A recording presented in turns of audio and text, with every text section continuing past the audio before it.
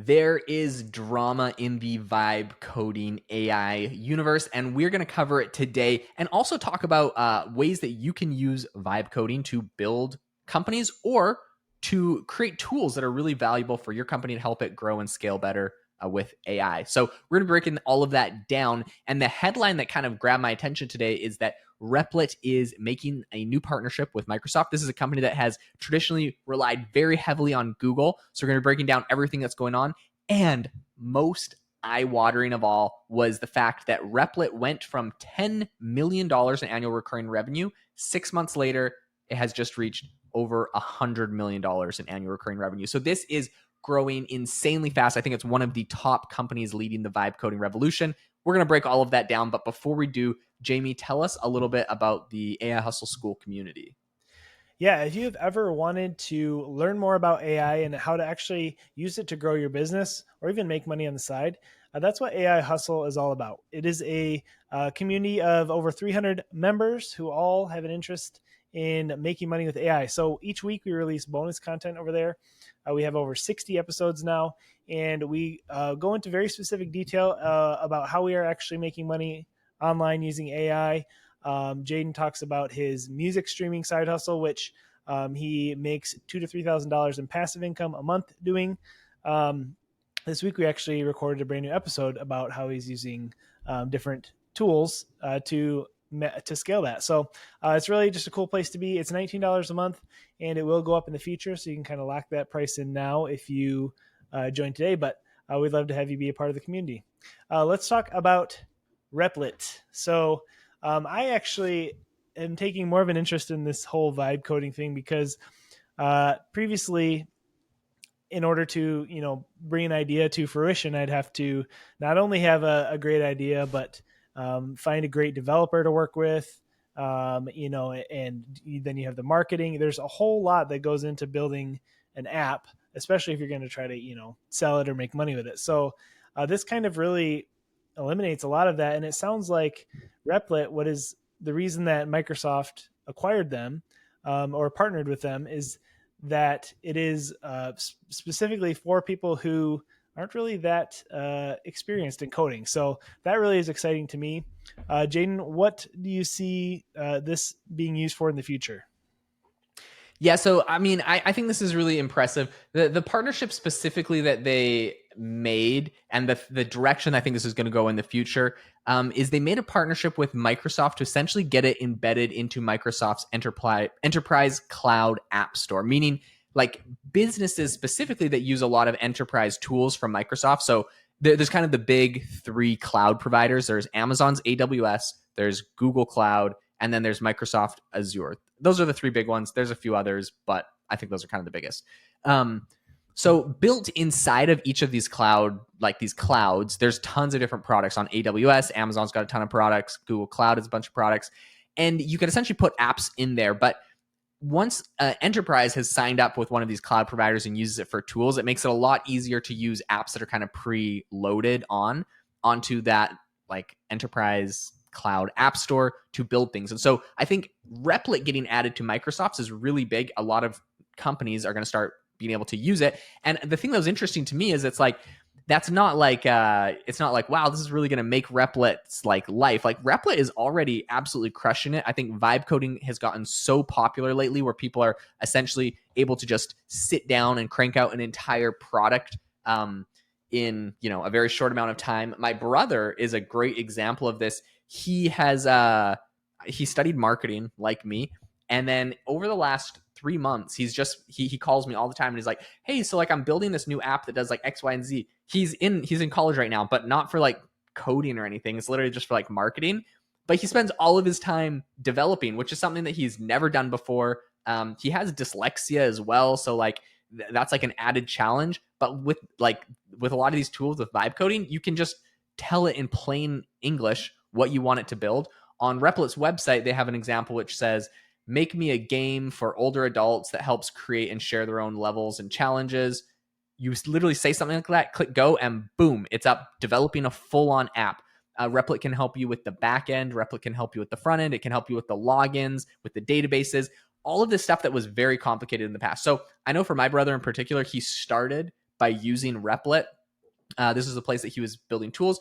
And once he got good, so essentially what happens is you can give it a prompt like this if you're not a developer, and it will spit out a bunch of code, and you can actually read through the code. And he essentially reads through the code, and now he's kind of learned what the code is doing. And he watches some YouTube tutorials, or maybe he can't get it to quite do this one little thing he needs, so he'll go watch a little YouTube tutorial on how to add like round the corners on this specific type of button, and then he just goes and does it himself. And so essentially it's like it's a really easy way to learn to code. You use plain English to get it started, and you can go and like tweak the code to make your customization. So I think that's really cool. And I think this is the direction that it's going to go, is that inside of organizations, I mean, you'll see a lot of people making new cool tools and apps and businesses that were not developers in the past. But I think also within organizations, there's so much innovation where like you could be in a department in an organization and you're like, oh, gee, like, you know, in the marketing department, really need a dashboard that does X, Y, Z. And you go and like harass like the technical team to build you this dashboard. And then, you know, okay, we're going to add it to the roadmap. And then, oh, sorry, we had another priority come up. We're not able to do it. It's not whatever. Oh, it didn't get approved by your manager, whatever. Like that could just happen and drive you crazy. You could just use a tool like this to get it done yourself. Dashboards, tools, mini apps, things that just automate and speed up your life. I think we're going to see way more business professionals creating these and just saving themselves a lot of pain. Yeah, so this is just really interesting because it looks like there's a lot of other competitors, or several other, who are not maybe quite as big, but they're also growing very quickly. There's Lovable, which recently hit $50 million in annual recurring revenue. And then also Bolt, which is at $40 million annual recurring revenue. So, and those are like within a year of launching too. They're like kind of blowing up in a way, which is really crazy. So it'll be interesting to see what the clear winner is moving forward. But I think a partnership with Microsoft is pretty huge for Replit. Replit or Yep. Replit? How do you say Replit, it? I think. Replit. Okay. Yeah, so Replit. Yeah, maybe you're right. Replit. Maybe I've been saying it wrong. Oh well. Replit. I don't In any know. case, I think that between these three companies, that's like $200 million in annual recurring revenue. And I just think that goes to show how big of a demand there is. There is a lot of people doing this. And this, like, yes, developers can use these tools, but they're not just strictly developers. Like I mentioned with my brother and a lot of other people, these are people that traditionally were not developers. And so we're onboarding like a whole new generation of users to these tools. I would highly recommend, if you're interested in upskilling yourself in AI, to go and play around, watch a YouTube tutorial on a couple of these platforms, probably Replit, Lovable, and I hear less about Bolt, but sure, give it a try. Lovable and Replit are kind of the two big ones. But definitely go watch a couple YouTube videos and try to build a couple little tools there. This is going to get your brain thinking in the right direction, and think about, you know, what tools could you do or you build that'll help automate or speed up something that you are trying to build. I think this is a fantastic practice to go through and really start automating things inside of your own career or business. I mean, one last thought I have is, if you're, you know, in kind of the digital marketing world, or you have marketing you're doing for companies, I feel like if you could find a way, I know there's a lot of companies out there who are looking for their own app that does whatever function. And most of the time, these aren't like revolutionary brand new ideas. They already are out there. And if an AI could almost replicate that over and over for you, you could almost offer, you know, specialized apps for each individual company and charge a ton of money for it. I mean, people pay a lot for app development. So I could see that being a side hustle, even like for smaller businesses that maybe don't have as huge of a budget, but would be willing to pay, you know, 5 or 10 grand for an app.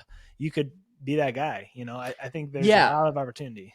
Yep. To be 100% honest, I have a friend, and his business is called App Rabbit, and he essentially builds like apps for personal trainers is kind of his focus. And he uses AI and essentially app templates, so he doesn't have to develop custom things for everyone. But he'll charge about $10,000 to build an app for people, and he will do many of those every single month. And a lot of it is like a template that he uses that he just duplicates. Then he uses AI to go and customize it a bunch for each person and spits it out. So it saves him a ton of time and speeds up his whole process, kind of putting the AI in there. And it's a really successful company. So I think that is definitely a pretty good business hustle. And I mean, he does it in personal fitness, but you could do this for schools or for churches or for all sorts of different, daycares, all sorts of different niches out there where you could build these custom apps for that are highly valuable. Hey, if you enjoyed the episode today, the number one way you could say thank you is by leaving us a comment or review. We love them. We legitimately read them and appreciate them all.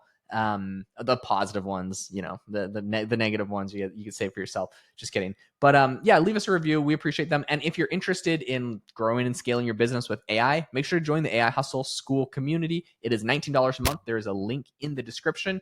And every single week we post new videos in there breaking down what we're doing. So thanks so much for tuning in, and we will catch you next time.